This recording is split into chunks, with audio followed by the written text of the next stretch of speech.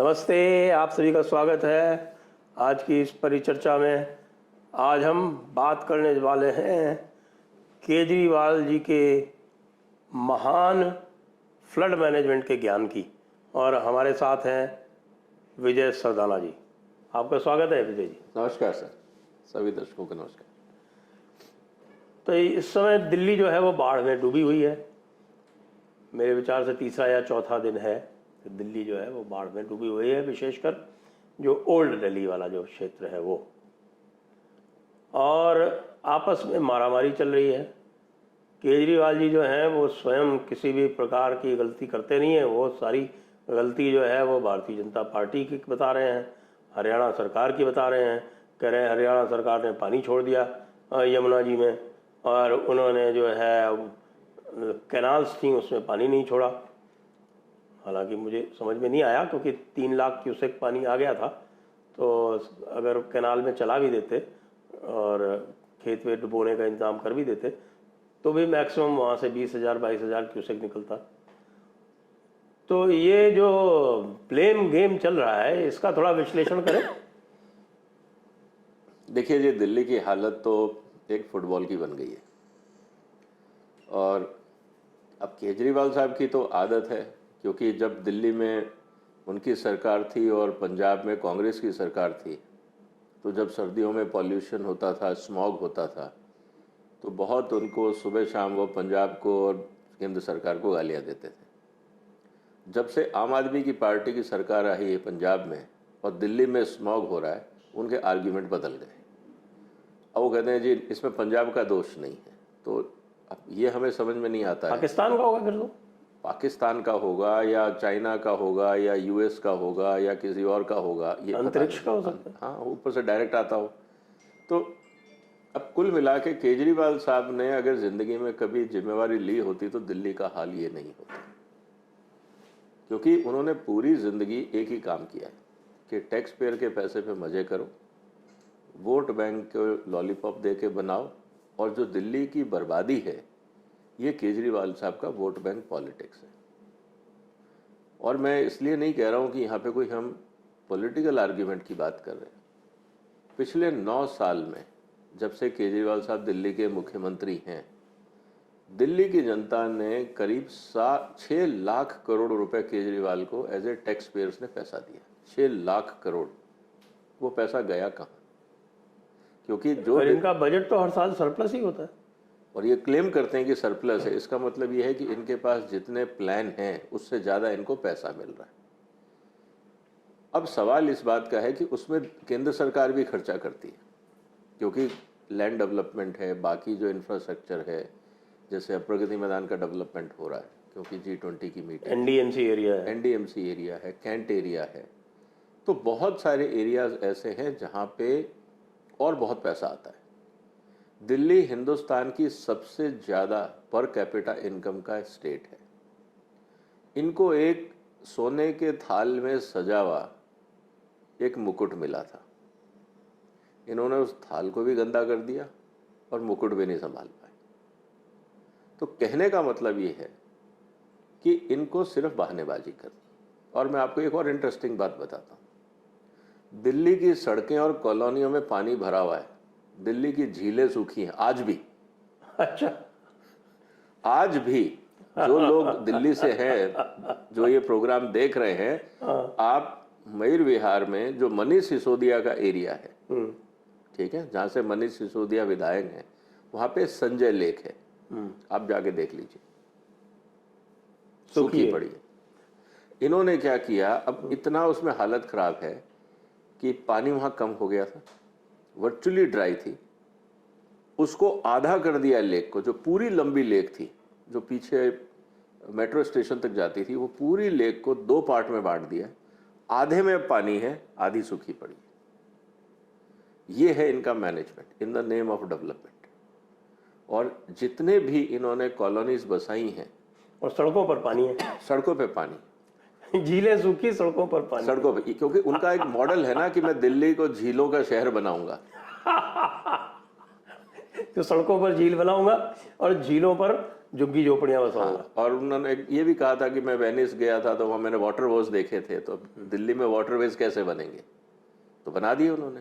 तो अपने वादे पूरे कर लिए। अब कैसे हुए, उससे जनता डूबे, लोग बीमार हों, मरे, उससे मुझे मतलब नहीं है। मेरी राजनीति चलनी चाहिए, टैक्स पेयर के पैसे पे मैं पूरे मजे करना चाहता हूँ।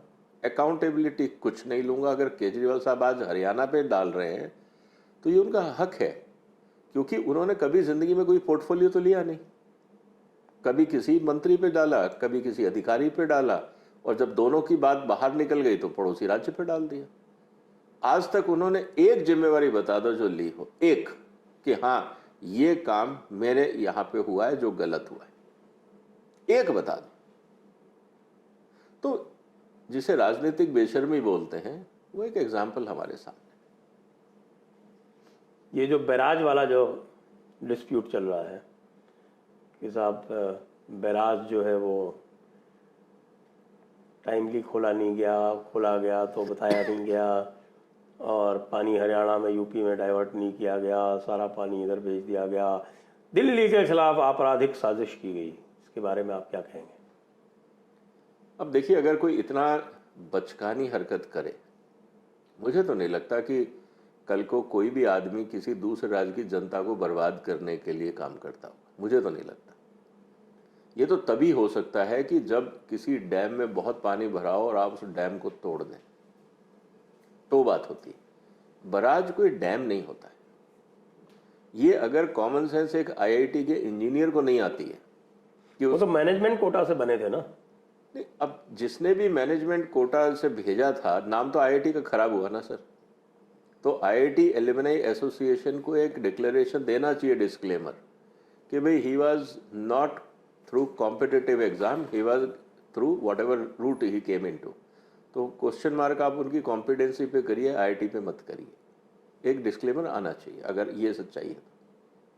तो अगर एक आईआईटी इंजीनियर को बराज और उसके अलावा डैम के बीच में फ़र्क नहीं समझ में आता, उसको अगर हाइड्रोलॉजी समझ में नहीं आती, पानी का बहाव किधर होगा। मान लीजिए आप नहरों में पानी डाल भी दें तो एक लेवल के बाद तो नहीं जाएगा। नहरें कोई पंपिंग सिस्टम तो नहीं है, एक लेवल होता है। और जब पानी बहना है तो हाइड्रोलॉजी पे बहेगा, ग्रेविटी पे फ्लो करेगा, या केजरीवाल साहब के कहने से लेफ्ट राइट चला जाएगा। अगर लेफ्ट राइट चला जाता तो आप दिल्ली में जब पानी आया था आप उसको रोक लेते ना। आप तो इंजीनियर हो, आईआईटी इंजीनियर हो, क्यों नहीं रोक पाए?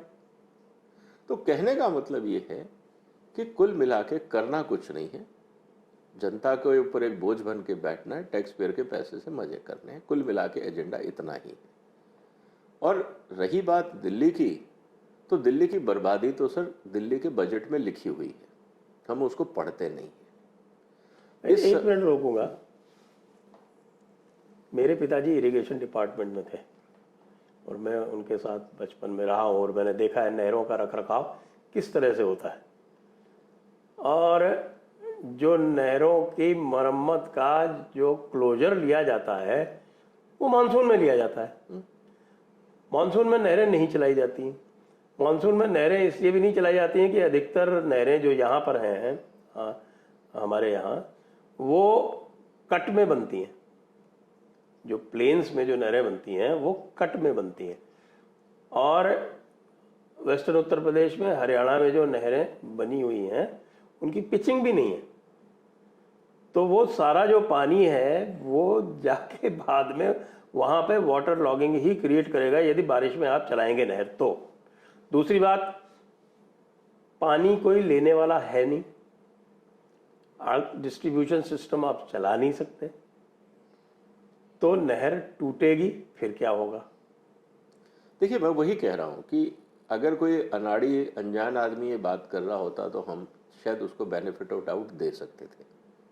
एक सो कॉल्ड पढ़ा लिखा आईआईटी पास चीफ मिनिस्टर जो प्राइम मिनिस्टर बनने के एस्पिरेशन रखता हो और जनता को बार बार कहानी सुनाता हो कि आपको एक एजुकेटेड चीफ मिनिस्टर बनाना चाहिए, तो अगर एजुकेटेड चीफ मिनिस्टर की यही कॉम्पिटेंसी है तो पुराने चीफ मिनिस्टर सब ठीक थे सर।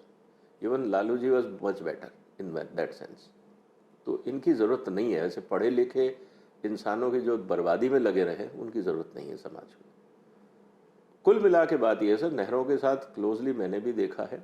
मेरे ताऊजी भाखड़ा में एक्सीएन थे, और भाखड़ा नांगल तो ऐसा है जहाँ से बहुत सारी नहरें निकलती हैं। भाखड़ा का जो पूरा डिस्ट्रीब्यूशन नेटवर्क, नंगल डैम बना ही वहाँ नहरों को आगे पानी ना जाए पाकिस्तान में, तो उसके लिए कंजर्वेशन एंड डाइवर्जन का इश्यू था। तो बहुत मेहनत लगती है, और ज़्यादातर जो नहरें होती है, जैसा मैंने पहले कहा कि एक ग्रेविटी बेस पे काम करती है, वहाँ कोई पंपिंग सिस्टम नहीं है। अगर पंपिंग सिस्टम कहीं है एलिवेटेड, जो थोड़ा बहुत काम हुआ है वो इंदिरा गांधी कैनाल में हुआ है, और वो भी बहुत कम एरिया में। नहीं, वो तो लिफ्ट कैनाल्स उसकी अलग है। लिफ्ट कैनाल अलग है, और वो भी लिमिटेड एरिया में है, और वहाँ इतनी बड़ी कैनाल्स नहीं होती। आप पूरी कैनाल को लिफ्ट कैनाल तो बहुत छोटी छोटी होती हैं, जो मेन कैनाल्स हैं वो तो सब ग्रेविटी पे ही। सही।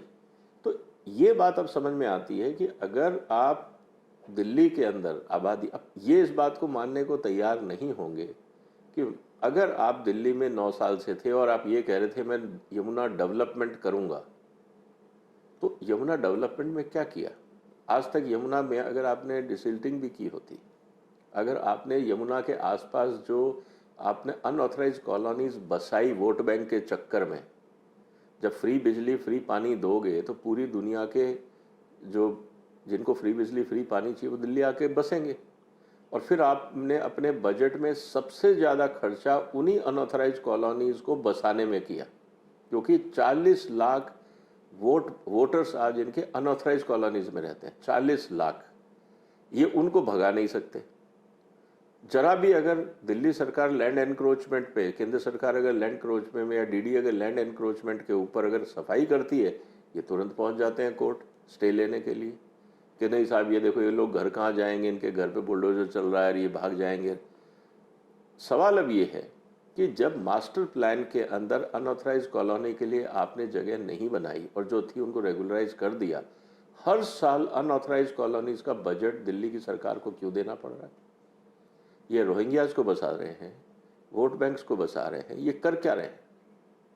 तो इस पे तो सुप्रीम कोर्ट को एक सीरियस फॉरेंसिक ऑडिट जांच की बात करनी चाहिए, क्योंकि ये मजाक नहीं है। दिल्ली की राजधानी, देश की राजधानी में, और सुप्रीम कोर्ट के सामने तक पानी है सर। आज हालत ये है कि जो प्रगति मैदान का नया कैंपस बना है G20 के लिए, उसमें जो अंडरग्राउंड पार्किंग बनाई थी वो आज सारी पानी से भरी हुई। वो पूरी अंडरग्राउंड झील बन गई है दिल्ली में। तो 5,000 बनाने थे ना उनको। 5,000 गाड़ियों का वहां इंतजाम है नीचे, 5,000 कार्स, आज उसमें पानी भरा हुआ है। अब आप समझिए कि जो पूरा कैंपस बनाया गया था G20 के लिए, आज उस कैंपस में, और सितंबर में मीटिंग है, जुलाई चल रहा है, वर्चुअली उस पूरे कैंपस को आपको क्लीन अप करके दोबारा तैयार करवाना पड़ेगा। यह है कंट्रीब्यूशन केजरीवाल का दिल्ली के डेवलपमेंट। तो अब ये बात है कि लांछन लगाना आसान है, इसने पानी छोड़ दिया, उसने छोड़ दिया। तो भाई जब आप पॉल्यूशन छोड़ते हो, जो पॉल्यूशन आपका दिल्ली से निकल के यूपी जाता है, कौन जिम्मेवार है उसके लिए? कौन जिम्मेवार है? हरियाणा। यमुना दिल्ली में आने के बाद जब दिल्ली से निकलती है तो नाला बन जाती है, उसके लिए कौन जिम्मेवार है? उसके लिए भी हरियाणा। 9 साल में ये क्लीन नहीं कर पाया यमुना को। सर इन्होंने 9 साल में किया क्या है? सिर्फ झुग्गी झोपड़ी और वोट बैंक पॉलिटिक्स के अलावा, अनऑथराइज कॉलोनीज को रेगुलराइज करने के अलावा कौन सा काम किया है? और अब देखना, जिन स्कूलों की ये बात करते हैं, जब यही स्कूल जब इस बारिश के बाद उनकी हालत होगी ना मेंटेनेंस में, तब देखने लायक होगा कि कई स्कूलों की बिल्डिंगें गिरती हुई मिलेंगी। तो कुल मिला के स्थिति गंभीर है। दिल्ली में मैनेजमेंट नाम की चीज़ नहीं है। जो भी हो रहा है अनफॉर्चुनेटली, जैसे वो कहते हैं ना कि आपने इनके हाथ में एक 70,000 करोड़ का एक मनी बैग दे दिया जो इनको हर साल मिल जाता है, और उसकी कोई अकाउंटेबिलिटी नहीं है, ना कोर्ट्स की तरफ से ना केंद्र सरकार की तरफ से। और जनता अपनी ज़िंदगी में मस्त है। जो मजदूरी मेहनत करते हैं वो अपने काम में लगे रहते हैं, और जिनको फ्री बीज चाहिए वो केजरीवाल की मेहरबानी पे दिल्ली में आके बसते जा रहे हैं। तो थोड़े समय बाद Delhi will be A slum city. आप सिर्फ न्यू दिल्ली का एरिया, कैंट एरिया अगर आप छोड़ दें, rest of the Delhi will become slum city. आप देखते जाइए। एक बात और भी बताई जा रही है कि वैसे तो ये बहुत सबको ब्लेम कर रहे हैं, ये जो पानी भरा है, जो सुप्रीम कोर्ट तक भरा है, प्रगति मैदान जो आप बता रहे हैं जो भरा है, वो रेगुलेटर जो वहाँ पे लगा हुआ है उसके टूटने की वजह से भरा हुआ, उसकी मेंटेनेंस नहीं हुई है 9 साल से। दूसरी बात, एक और विशेष जो समाचार आया है वो ये है कि जो यमुना बैराज है, तो वहाँ बैराज बना हुआ है ना, इसके आपके आईटीओ और उसके बीच में वो जो बैराज है, उसमें 32 गेट हैं, उसमें से 5 गेट खुले ही नहीं, क्योंकि उनको भी मेंटेन नहीं किया गया। गेट्स को मेंटेन नहीं किया गया तो वो 5 गेट ये खोल ही नहीं पाए। तो यानी आप ये समझिए कि 20% गेट आपने खोले ही नहीं, तो फिर पीछे तो वाटर लॉगिंग होगी ही। सर, आईटीओ विकास मार्ग की जिसकी आप बात कर रहे हैं, उससे हम रोज निकलते हैं, डेली। हमने आज तक उस बैराज पे किसी आदमी को कोई ऑयल कैन लेके या मेंटेनेंस करते नहीं देखा। वहाँ सब रस्टिंग आपको सड़क से दिख जाती। अब क्योंकि बाढ़ आई नहीं थी तो इनको लगा कि भगवान भरोसे चल रहा है तो आगे भी चलता रहेगा, और जब आएगी तो बहानेबाजी तो हम कर ही लेंगे, हमें कौन रोक रहा है। तो कहने का मतलब ये है कि किसी भी तरह का कोई काम नहीं है। रात को 2 बजे ये अपने दरवाजे खुला के फाइलें चोरी करवा सकते हैं, लेकिन मेंटेनेंस नहीं करा सकते, ये पक्का है। तो कुल मिला के एक इररिस्पॉन्सिबल मैनेजमेंट है दिल्ली में। एक इंसान जिसने कभी जिम्मेवारी ली नहीं, वो उसको जनता ने कुर्सी दे दी। अब किस्मत हम सबकी खराब है, हमें झेलना है, उसके अलावा ऑप्शन क्या है? क्योंकि सुधार तो कुछ होगा नहीं। अल्टीमेटली होगा क्या? घूम फिर के केंद्र सरकार को ये कहना पड़ेगा कि हम ही करते हैं। कोविड के टाइम पे क्या हुआ था? मेरे पास ऑक्सीजन नहीं है, मेरे को टैंकर नहीं दे रही, और ये सारा कैबिनेट बिजी था लीकर पॉलिसी बनाने में और शीश महल बनाने में। इनकी प्रायोरिटीज देखिए ना। जब दिल्ली की जनता सांसों के लिए मर रही है, इनको ऑक्सीजन नहीं मिल रही, इनको टैंकर्स नहीं मिल रहे, इनको कुछ नहीं मिल रहा, सिर्फ जाके कोर्ट के आगे रो लेते हैं कि हमारे को कुछ नहीं हुआ। आज कोर्ट इनसे ये नहीं पूछेगा कि जिस समय तुम्हें ऑक्सीजन के लिए यहाँ रोने आए थे मेरे पास, उस समय तुम्हारा शीश महल और लीकर पॉलिसी की प्लानिंग चल रही थी। कोर्ट ये नहीं पूछेगा इनसे, क्योंकि ये जिस चीज के लिए रोने गए तो कोर्ट उसी की बात करेगा। तो ये दिल्ली में एक इररिस्पॉन्सिबल गवर्नमेंट है। अब ये हम लोगों की किस्मत है, झेलना है, इसके अलावा कर क्या सकते हैं। तो अगर आप गिनने बैठेंगे तो सर हर कदम पे, हर डिपार्टमेंट में फ्रॉड है, हर डिपार्टमेंट। और ये कोई नई बात नहीं है, हर आदमी जानता है। आप दिल्ली की ब्यूरोक्रेसी से बात कर लीजिए, दिल्ली के अधिकारियों से बात कर लीजिए, ना ये सीखना चाहते हैं, ना इनकी नीयत है। इनकी सिर्फ एक नीयत है कि दिल्ली के जनता का, टैक्स पेयर का पैसा कैसे मजे किए जाए, और जहां इनको अकाउंटेबल बनाया जाए, किसी और के सिर पे ठीकरा फोड़ दो। केंद्र सरकार, Modi, CBI, ED, Haryana, UP, मतलब दुनिया में हर आदमी खराब है मेरे अलावा। मैं भगवान हूं, मैंने कोई गलती नहीं करी क्योंकि मैंने कोई डिसीजन लिए ही नहीं। तो आप मेरे को कैसे बोल सकते हैं गलतियां मैंने करी? लीकर पॉलिसी में घपला हुआ तो हमने नहीं किया। कैबिनेट की मीटिंग की चेयरमैनशिप तो चीफ मिनिस्टर ही करता है ना सर। अगर आप दिल्ली का सारा मैटर जो है वो जाता तो अल्टीमेटली कैबिनेट में ही है ना सर, बहुत क्लियरली लिखा हुआ है। अगर आज आप डॉक्यूमेंट, 14 पेज का डॉक्यूमेंट है, कोई लंबा चौड़ा नहीं है। Transaction of business rules Delhi का जो है 1991 का इशू है, बहुत क्लियरली लिखा हुआ है। आप उसका पैराग्राफ 7, 8, 9 पढ़ लीजिए। सीएम के बगैर पत्ता नहीं हिल सकता। तो जितनी दिल्ली में घपले हो रहे हैं, या तो सीएम बोल दे कि साहब मैं पिक्चर में, मैं सीएम नहीं हूं, या तो साफ बोल दो कि यार मैं सीएम नहीं हूं। और अगर आप सीएम हैं तो दिल्ली में जितने घपले, जितनी गड़बड़े हो रही हैं, जितना इनकॉम्पिटेंसी, मिसमैनेजमेंट हो रहा है, वो सीएम की कंसेंट के बगैर हो ही नहीं सकता। पहला बात रूल के हिसाब से, या इनके जो नीचे के मंत्री हैं वो इसको मूर्ख बना रहे हैं। इतना तो सयाना है, मूर्ख कैसे बन जाए? मैं क्या बोल रहा हूँ? या तो वो इसको मूर्ख बना रहे हैं और इसको बता ही नहीं रहे कि हो क्या रहा है, और ये हवा में है। तो इसका मतलब या तो ये हाईली इनकॉम्पिटेंट है या हाईली करप्ट है।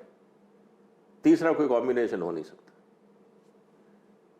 बात करते हैं जो इस समय ऑर्डिनेंस के झगड़े में लगे हुए हैं हमारे केजरीवाल जी, तो ये जो इन्होंने 239AA का जो क्लॉज ये है उसके अंतर्गत इन्होंने ये किया है कि जिसमें लिखा हुआ है कि भाई कि जो भी अधिकार दिए गए हैं 239AA में उसके ऊपर सेंट्रल की जो पावर है यूनियन टेरिटरीज में वो रहेगी, तो उसके अंतर्गत उन्होंने ये लेजिस्लेशन किया है।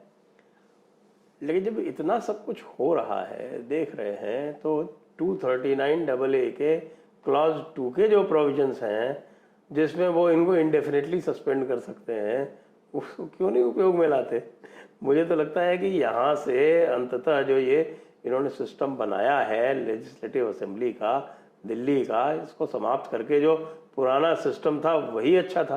आखिरकार 56 में पहले थी यहाँ पे लेजिस्लेटिव असेंबली, तो 56 में हटाई गई थी और उसके बाद वापस 91-92 में लाई गई। 93 में पहला इलेक्शन हुआ था इनका।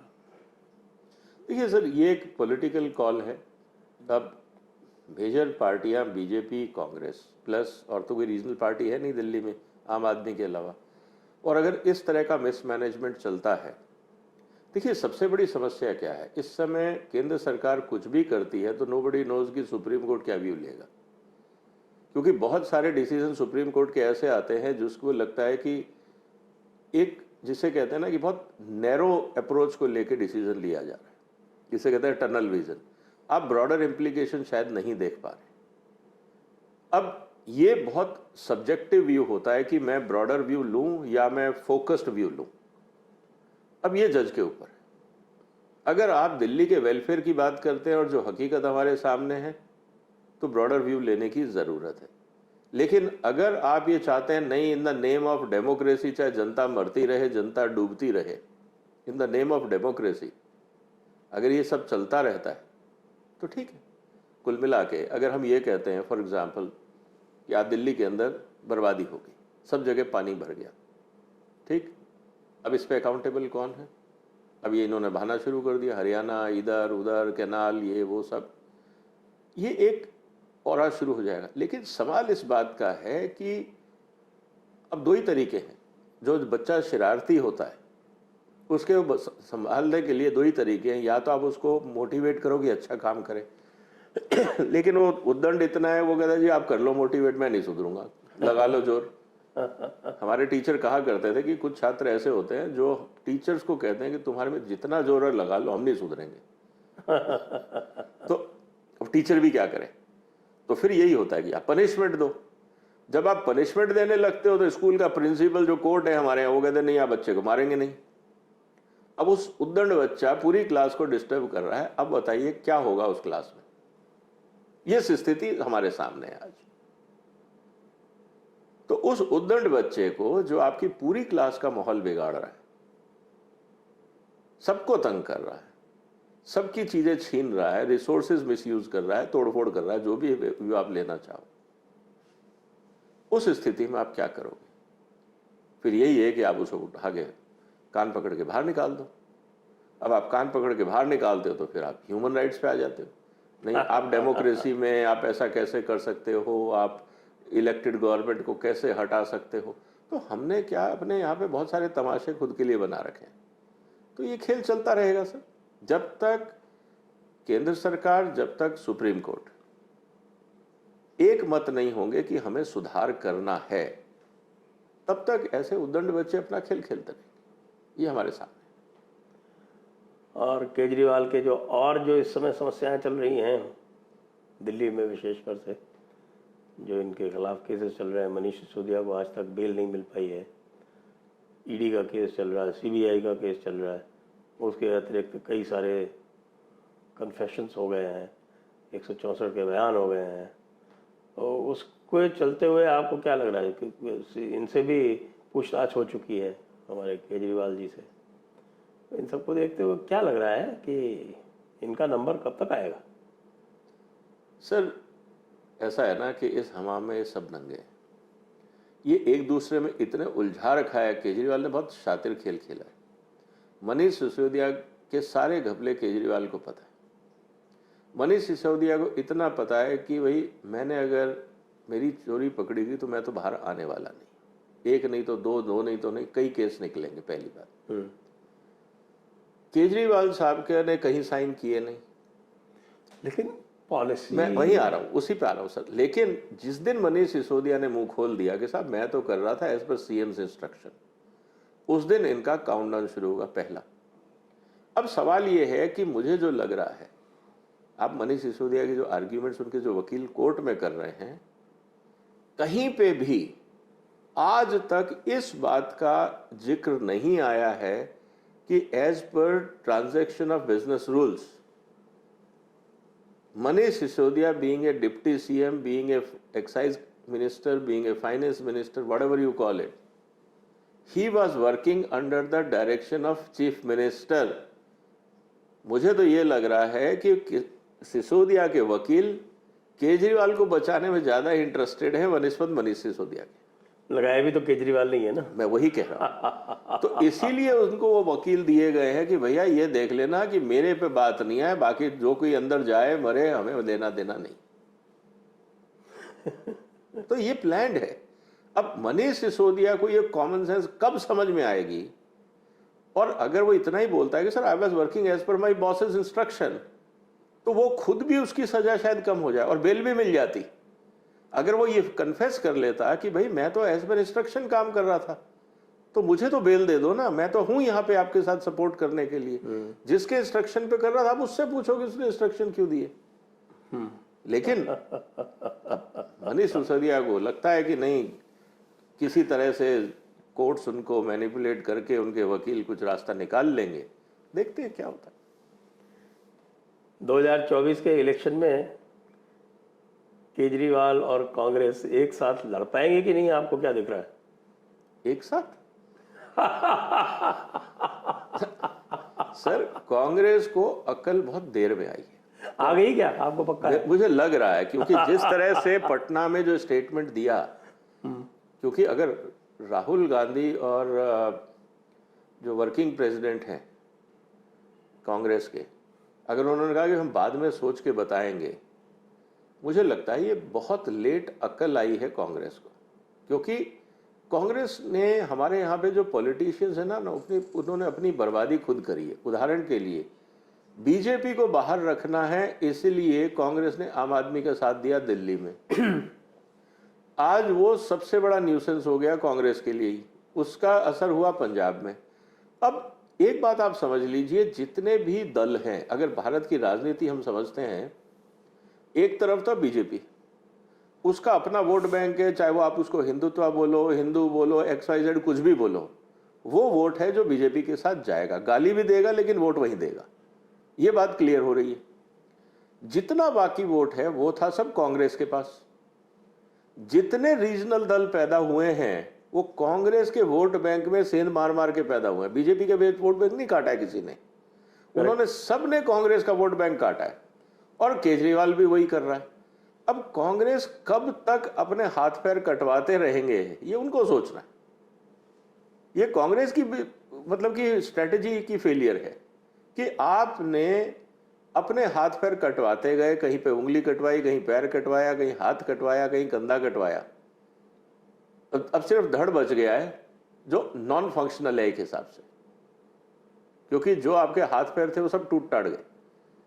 अब भी अगर आप ये कहते हो कि नहीं हम रीजनल पार्टीज को सपोर्ट करेंगे, तो बची खुशी जान और निकल जाएगी। अब ये कांग्रेस लीडरशिप को सोचना है कि उनका भविष्य क्या है। देखिए, रीजनल पार्टीज का तो भविष्य नहीं है, क्योंकि ये सब प्राइवेट लिमिटेड कंपनीज हैं। आम आदमी पार्टी में अगर आज केजरीवाल को हटा दो तो क्या बचता है? जीरो। यही हाल है सारी रीजनल पार्टीज का। करेक्ट। तो जो आम आदमी के पीछे खड़ा है, जो फॉर एग्जाम्पल अखिलेश यादव के पीछे खड़ा है या किसी भी रीजनल पार्टी के पीछे खड़ा है, who is next in line? Zero.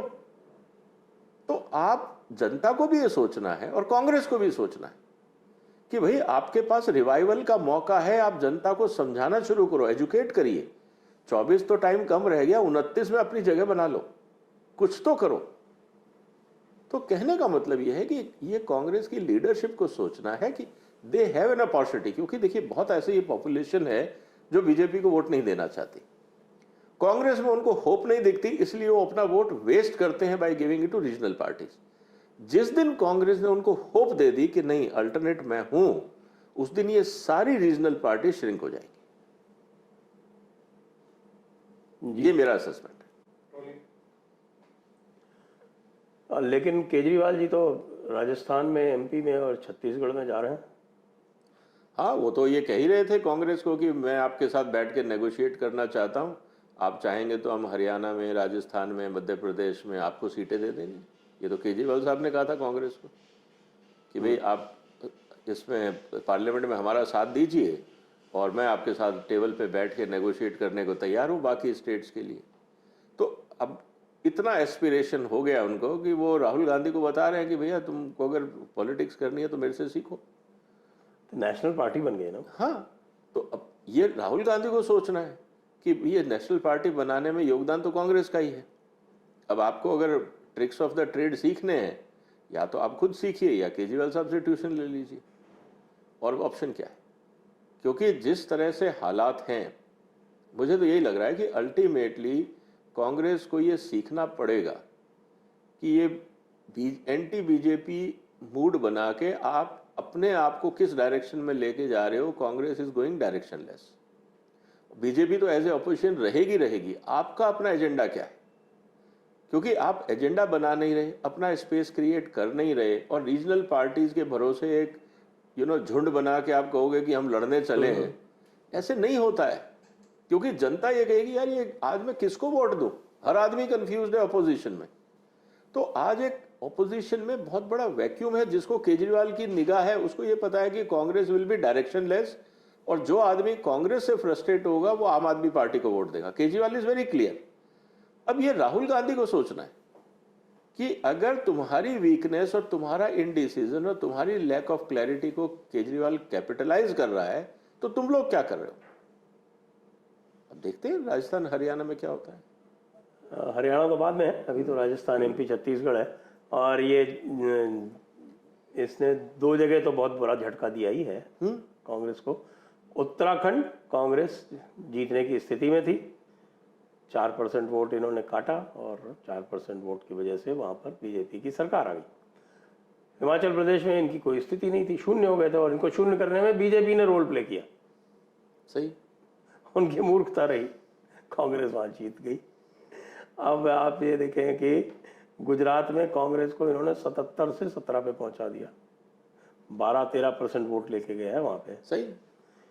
तो ये जो है, अगर मान लीजिए राजस्थान, एमपी, कहीं पे भी ये 4-5% वोट इधर का उधर कर देगा, तो जैसे एमपी में इस समय जो स्थिति चल रही है, तो एमपी में स्थिति ये है कि बीजेपी डावाडोल है। लेकिन उत्तराखंड में भी ये स्थिति थी, तो वो हो सकता है। देखिए, इसीलिए इस समय अगर ईडी और सीबीआई केजरीवाल को नहीं छू रही है, वो इसीलिए कि केजरीवाल कांग्रेस का गेम बिगाड़ेगा और बीजेपी को फायदा होगा। तो केजरीवाल की जो स्थिति है वो कार्ड्स के अंदर एक वो पपलू वाली होती है ना सर, कि जहां पे आपको फिट करना वहां फिट कर सकते हो। तो इस समय Kejriwal is playing in the hands of BJP technically, क्योंकि बीजेपी को पता है कि जितने दिन ये बाहर रहेगा और जितनी ये रैलियां करेगा उतना कांग्रेस का नुकसान होगा, उतने वोट ऑपोजिशन के बटेंगे। तो जब ऑपोजिशन बटेगा तो बीजेपी का फायदा है। तो इसीलिए इसको खुला छोड़ा हुआ कि आप पूरा प्रचार करिए, पंजाब एयरवेज की टैक्सी लीजिए और घूमिए। आपका बहुत बहुत धन्यवाद विजय सरदाना जी, आपकी इस चर्चा के लिए। जय हिंद, वंदे मातरम। धन्यवाद।